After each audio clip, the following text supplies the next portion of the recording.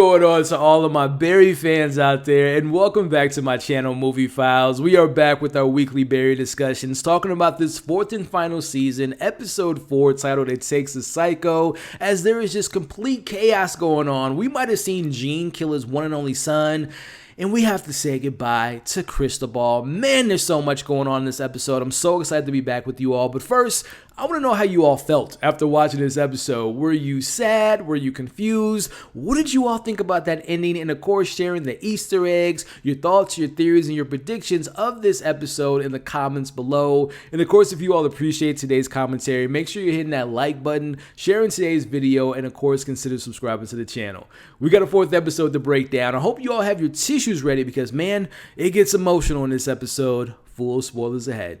As we open with the search of Barry taking place after he's escaping prison, we see that Fuchs is being beaten up by the guards and the warden because he's the Raven, and he was just yelling about something bad happening to Barry. As the warden questions how he was able to get these assassins in prison, we're going to stick on Fuchs here as we break down this episode because, one, he didn't have that much to do in the episode, but also Fuchs probably has the lightest stuff going on compared to the darkness that we get in this episode, which is so crazy to say. A man being in prison and being beaten up is the least of the worries of these characters, as like I mentioned, we see him just constantly being beaten down, being questioned of where did Barry go, where can they find Barry, as we see him walking to the lunch table and every one of the inmates just stop what they're doing. They stop talking because he didn't break. Even though Barry gave up on him, he didn't give up on Barry, which I think is going to be an interesting thing for this character moving forward because I think it bodes well for Fuchs because I think he's going to get this sense of gain respect from the inmates. He's going to maybe have this reputation of being someone that can be loyal, and he might get that gang that he was looking for. Fuchs might come out of prison as the next big bad, considering that he's now going to have this reputation. So I thought it was really interesting. Again, he didn't have that much to do, but I think this will bode well for the character moving forward. But let's talk about what's going on with Sally and Kristen, as Sally wants to practice her script for the new big hit superhero movie titled Mega Girl, as Sally is introducing herself to the director and the writer of this film, who also happens to be the real life director of the Best Picture Coda from a couple years ago. We see the director talking to Sally how she feels as she went from Coda with real actors, committed actors. Now she's working with models, fighting over this infinity orb, which I definitely think was some type of commentary on the superhero genre, and in particular this might point towards Chloe Zhao, who won Best Picture, Best Director for No Man's Land, and then she jumped into a Marvel film with The Eternals. So I definitely think there was some commentary and maybe some shots being fired there. But Kristen is breaking down during her scene because she forgets her lines, and she gets help from Sally. But before Sally helps her, we notice that she gets a phone call from Lindsay warning her about Barry. Now we see Sally is trying to help her out, giving her this acting exercise, but she takes this opportunity, as we talked about last week. Will Sally just use her to get back into Hollywood? We see her taking the opportunity to show her talents to the director in hopes that maybe she'll get noticed and she can work again. And honestly, it works because we see the director is very like, oh, you're doing a good job. But the director tells her, man, if we can just take that energy and take your talent and transfer it to Kristen, it would be money. So I just love that moment there. Again, it does show that Sally, her motive was to use Kristen to get back into the good wards of the Hollywood's landscape. As we see, Sally is left disappointed, and Kristen's manager tells Sally that she's making Kristen better as an actor, and if it wasn't because of her, Kristen would be stuck in Utah with her parents, which I guess kind of debunks my theory last week that she might be an assassin. And I know some of you all thought that Kristen might have been working with the feds, which I mean might still be the case, but I think they pretty much answer that she's just a regular character with not much more than that. We see Mark offering Sally a $70,000 offer to be her acting coach, and we see that this could be an opportunity for Sally to get back on track, to maybe get some roles, as Sally is just kind of like, I'll think about it, which speaks so much to me. Like, what happened to the Sally chasing her dreams, wanting to be the next headliner? I think she's tired. I think she wants to move on with her life, which we'll talk about later. We see that Kristen is actually telling Sally a little bit later in the episode that Barry has escaped, and we see Sally pretends to not be fazed. We'll be checking in with Sally a little bit later, but let's get to the dark stuff, talking about Gene and Jim. As we see Tom and Gene's son drop him off at this secluded cabin on top of the mountain where you can't get any reception and he can't communicate with anyone, which is good for Gene because we know he talks so much. But as I mentioned last week, I would have thought it would have been a nice little kind of callback to take him back to that cabin where Janice died. But just thinking about it logically, obviously Barry knows where that's at, so it is a good idea that they took him to a much different cabin. While that was going on, we see that the police has arrived at Gene's place where we find Jim, who lets them know that he actually put Gene in this safe place, and we see the cops thank him, and we see that the units are heading over to NoHo Hank and Sally, and we see the officer talking to Jim, and he requests that Jim please don't kill Barry, which Jim tells him he can't keep that promise. I'm telling y'all, I so wish that we get a scene with Jim and Barry having a conversation about what he did to his daughter. But as Tom warns Gene that Barry has escaped jail, we see that Gene grabs that prop gun and just waits for Barry to arrive. Meanwhile, Jim is watching the police fail at busting, taking down Hank's men as they go to the best place on earth, which is Dave & Buster's. Back at the cabin, Gene is asleep, but he's awakened to these quiet footsteps, and without hesitation, Gene unfortunately blindly shoots out of fear, thinking that it was Barry, and he runs off as the camera pans. Now, personally, I was thinking, wait, it might have been Tom, it maybe could have been Jim, but we see the camera panning over to find out that it is Gene's son who's brought him food from the cafe that he mentioned a little bit earlier, and when he asked for his son to stay with him and his son ended up going back to the cabin, this is heartbreaking, as it appears that he might have either been wounded in the shoulder. If you look close enough in the scene, he still was kind of blinking as we were transitioning over to Sally's next set, but we could imagine if Gene ran away, he might bleed out and die. So let me know, do you all think that Gene's son is dead? Is he injured? Did Gene go back to check on him? Is he just running now and he's going to be missing moving forward? Let's talk about it in the comments section. But that was dark. Well, hold the beer because it gets even darker as we check in with Hank and Cristobal as it is time to put their guards on as they learn about Barry. We see that Hank and Cristobal don't want to stop this from them celebrating their recent success with their crew who has been working hard and, according to Hank, has been busting their nuts and working hard, which was such a funny line as we see Hank with his worried face on, and I'm thinking that he's maybe just so concerned about Barry coming to him, about learning about the hit that he put on Barry's head, and he's trying to get his mind off this, but that's not what Hank is worried about, as we'll talk about later. We see him taking pictures with his crew, having this kind of last supper with his crew, and having these last final moments before they die. Which, speaking of, this completely caught me off guard, and I actually kind of forgot about the threat from the elders, as we see Hank wants to show Cristobal something as he leaves this container with the sand.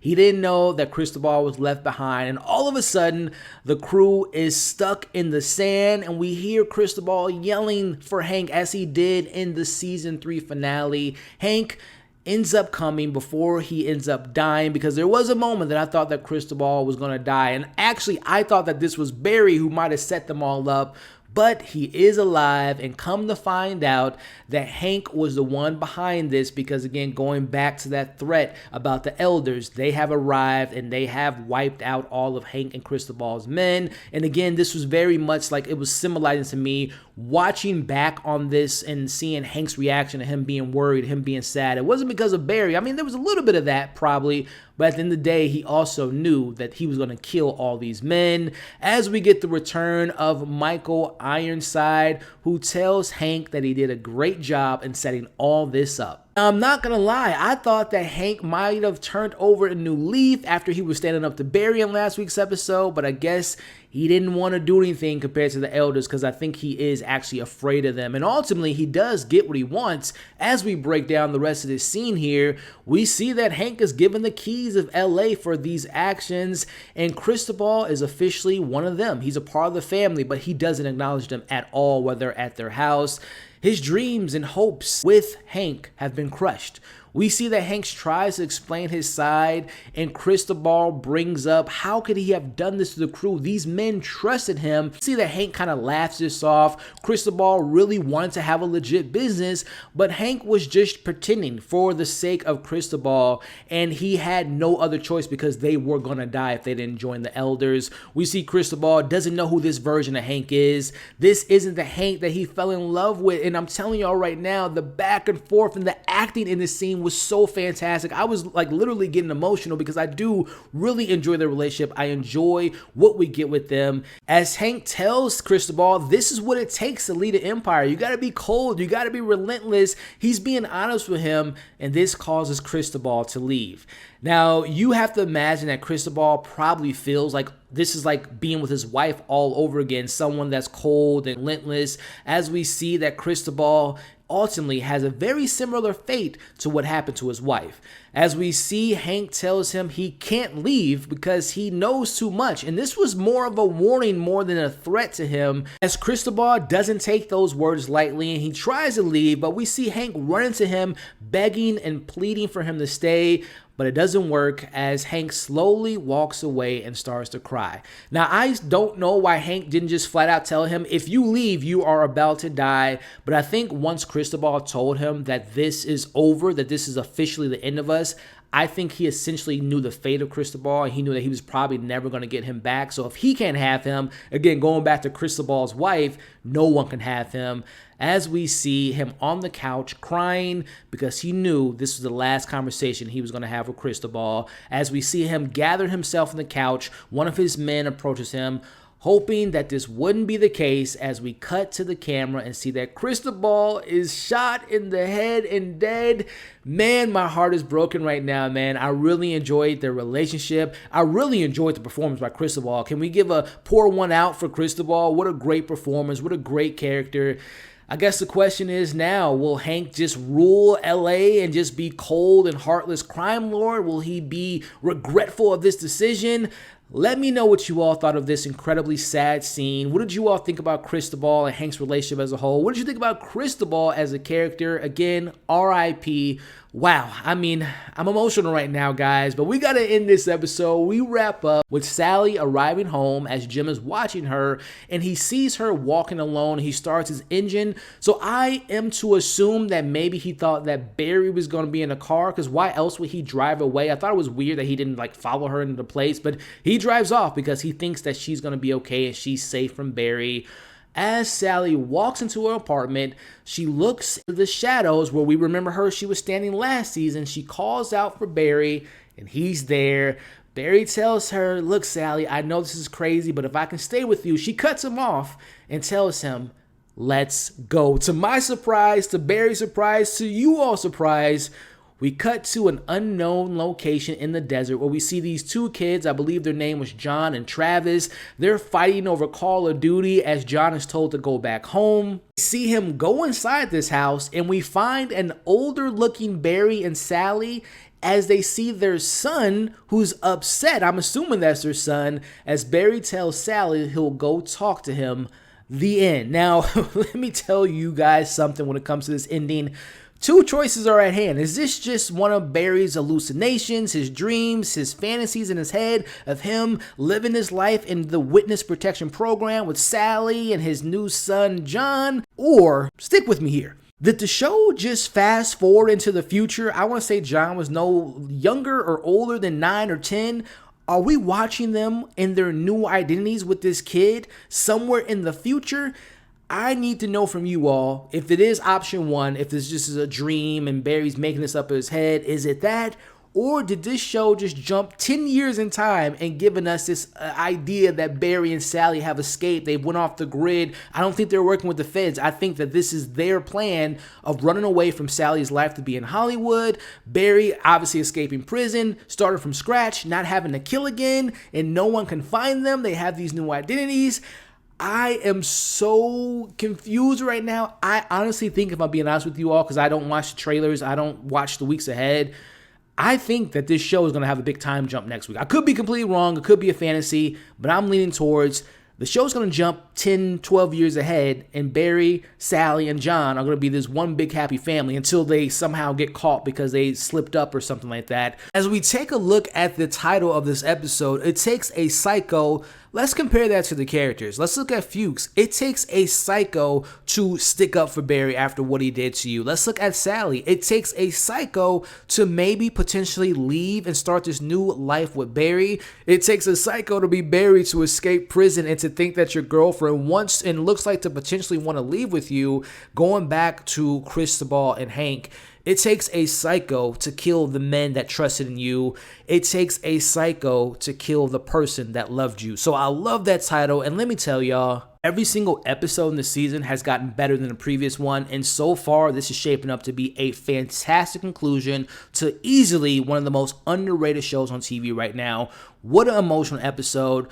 Cristobal and Hank, that was my favorite scene in this episode. Those were my MVPs. That was such an emotional moment to see them breaking up and Cristobal leaving and dying like his wife did because she crossed Hank. And we're seeing this new darker version of Hank, which I never would have saw this coming from this character. Man, that was just such a sad scene. That's my favorite scene. Those are my favorite performances. Let me know your thoughts in the comments, y'all. What was your favorite scene? Who was your favorite performance? What are your theories about the ending? What do you all hope to see in the weeks ahead? So much to talk about. Let me know in the comments. Thank you 1,000 for being on this channel, watching today's breakdown. I really appreciate you all. Before you leave, if you appreciate this conversation, if you enjoyed this episode, just a reminder to hit the like button, share today's video, leave your comments in the comment section about everything that we talked about. And of course, if you haven't already, consider subscribing to the channel.